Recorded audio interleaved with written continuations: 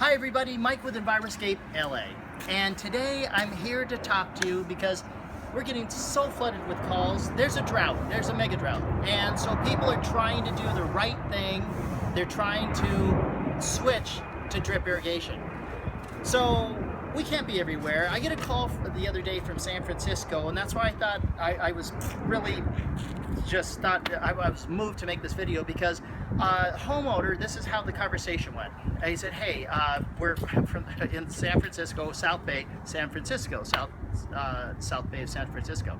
And obviously we don't travel, 6 hours to 5-6 hours to do irrigation jobs. So he said, he watched our YouTube videos and great. He said his gardener installed Rainbird Copper Shield technology drip irrigation.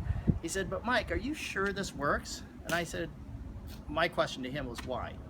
And he said, well, we have dry spots.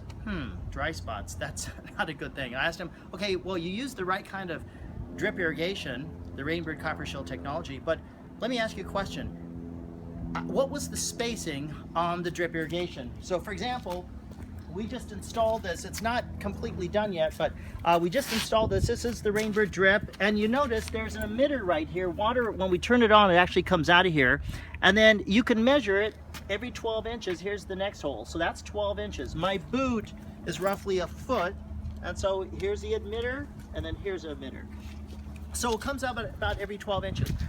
Well, the homeowner told me, well, we wanted to save money, so we got the Rainbird Copper Shield technology, but it was the 18-inch spacing.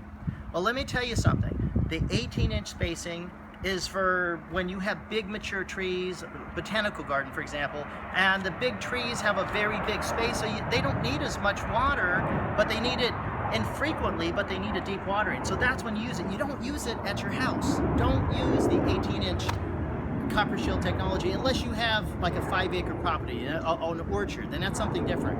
Okay, then I asked him, what spacing did you have? So for example, I just said that the holes here are 18 inches, but we also put, 12 inches, but also my foot is about 12 inches, so these these lines are roughly 12 inches. So you have to build a grid that goes straight down across the whole lengthwise of the planter, but it has to be every 12 inches. His response to me was, well, we wanted to save on materials and costs, so we did it every 18 inches. Don't do that.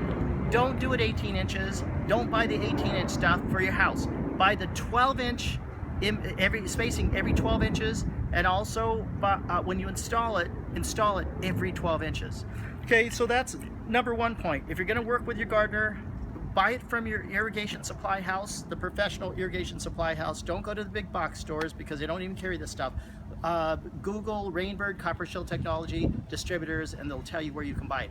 Okay, the next thing is use the Rainbird valve. This valve here actually has an LFV, low flow valve. We've been getting calls from homeowners who are saying that not this valve, but their system that their gardener put in does not shut off.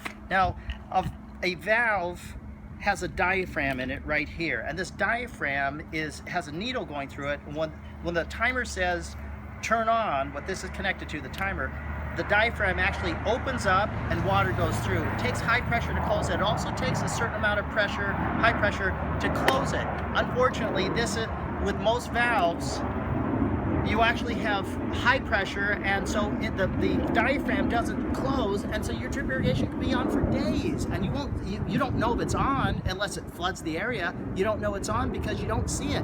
So Rainbird has a patent. We'll take a look at it again. It says patent, and there's the patent number. The LFV stands for low flow valve, and this low flow valve is guaranteed to shut off no matter what the pressure. So we love this low flow valve. Also, with the irrigation system, you're going to talk to your gardener, make sure he puts a pressure regulator on. These hoses will blow out with high pressure, and also make sure that he puts on a filter. Very, very important. This actually, Rainbird, the valve, you can actually buy a kit. So you have the pressure regulator and you have the filter built into the patented guaranteed to shut off valve. Very, very good technology. And the last thing, if you're going to talk to your gardener, check out this box.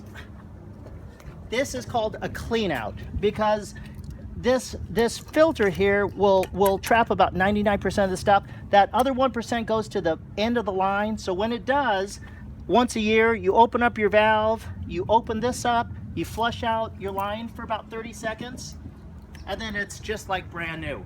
Okay, and then if you're gonna do drip irrigation, this looks ugly as heck.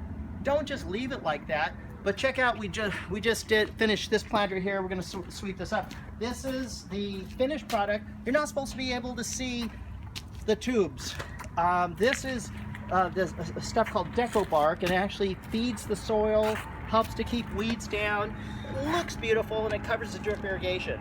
And so a year from now, when you start to see this, because the good bugs actually eat this mulch, then it's a sign that you need to replenish it. So it looks great, but it actually does more than just looking great. It actually does something to your soil. It actually feeds your soil.